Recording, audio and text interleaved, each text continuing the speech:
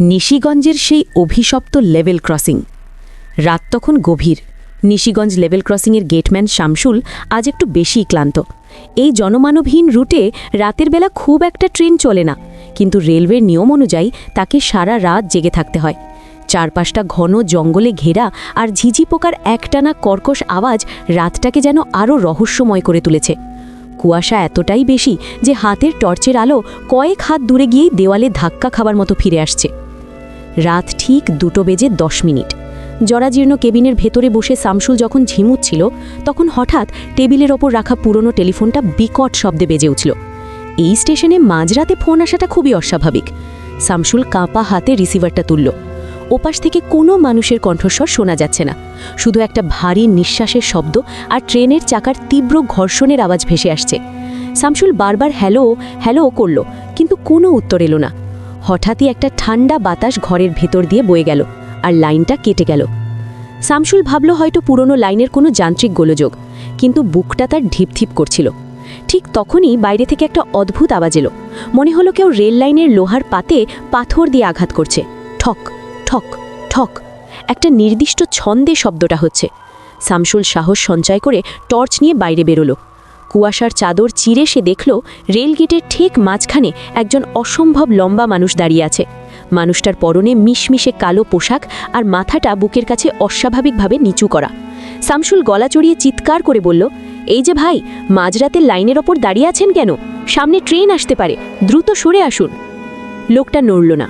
শামসুল যখন তার থেকে মাত্র 10 হাত দূরে, তখন লোকটা ধীরে ধীরে তার মাথাটা তুলল। টর্চের আলো লোকটার মুখে পড়তেই শামসুলের রক্ত হিম হয়ে গেল। লোকটার কোনো মুখ নেই। যেখানে চোখ, নাক আর মুখ থাকার কথা, সেখানে কেবল মসৃণ ফ্যাকাশে চামড়া। কোনো ছিদ্র নেই, কোনো রেখা নেই। লোকটা তার দীর্ঘ হাড়গিলে হাত বাড়িয়ে শামসুলের দিকে এগোতে লাগল। সেই মুখহীন অবয়ব থেকে একটা অস্ফুট গোঙানি ভেসে আসছিল। আতঙ্কে শামসুল উল্টো দিকে দৌড় দিল। সে কোনো মতে কেবিনে ঢুকে ভেতর থেকে দরজা আটকে দিল। হাঁপাতে হাঁপাতে সে শুনতে পেল বাইরে সেই মুখহীন লোকটা তার কাঠের দরজায় লম্বা নখ দিয়ে আঁচড় কাটছে। ক্র্যাচ ক্র্যাচ শব্দে যেন ঘরটা কেঁপে উঠছে। ঠিক সেই মুহূর্তে দূর থেকে একটা ট্রেনের হুইসেল শোনা গেল। কিন্তু অদ্ভুত ব্যাপার হলো, সাধারণত ট্রেনের হুইসেল শুনলে বুক কাঁপে, কিন্তু এই হুইসেলটা ছিল মরা মানুষের কান্নার মতো করুণ। ট্রেনের জোরালো হেডলাইটের আলো কুয়াশা ভেদ করে এগিয়ে আসছে, কিন্তু আশ্চর্যের বিষয় হলো লাইনের উপর দিয়ে অত বড় একটা ট্রেন ধেয়ে এলেও কোনো শব্দ নেই। ইঞ্জিন থেকে ধোঁয়া বেরোচ্ছে না, চাকার কোনো ঘর্ষণ নেই, যেন একটা বিশাল নিঝুম ছায়া ট্রেন লাইনের ওপর দিয়ে ভেসে আসছে। ট্রেনটি যখন লেভেল ক্রসিং পার হচ্ছিল, শামসুল জানলার ফাঁক দিয়ে যা দেখল তাতে তার জ্ঞান হারানোর দশা হলো। ট্রেনের প্রতিটি জানলায় সেই মুখহীন মানুষগুলো সারি সারি বসে আছে। তাদের কারোর হাত নেই, কারোর মাথা নেই। তারা সবাই জানলার কাচের ওপর নিজেদের ফ্যাকাশে হাত রেখে বাইরে তাকিয়ে আছে, ঠিক যেন শামসুলকে খুঁজছে। শেষ বগিটা চলে যাবার পর চারপাশটা আবার সেই কবরের মতো নিস্তব্ধ হয়ে গেল। না আছে ট্রেনের শব্দ, না আছে সেই মুখহীন মানুষটার আচয়। পরদিন সকালে পাশের গ্রামের লোকজন এসে দেখে শামসুলের কেবিনের দরজা ভেতর থেকে শক্ত করে বন্ধ। তারা অনেক ডাকাডাকি করেও সাড়া পেল না।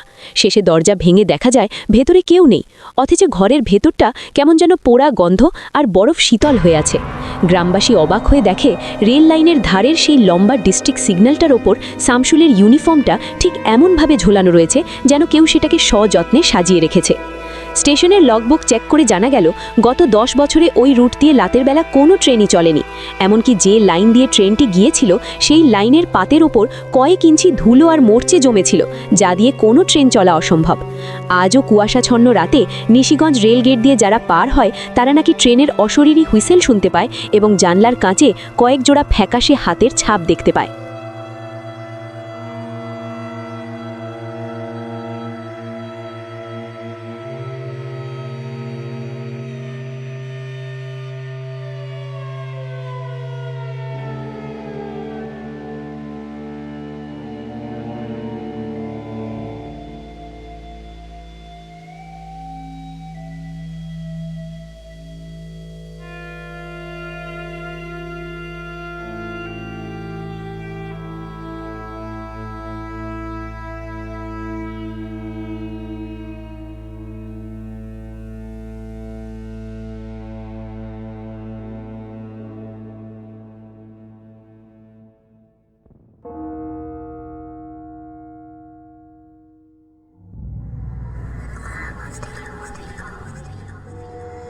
not.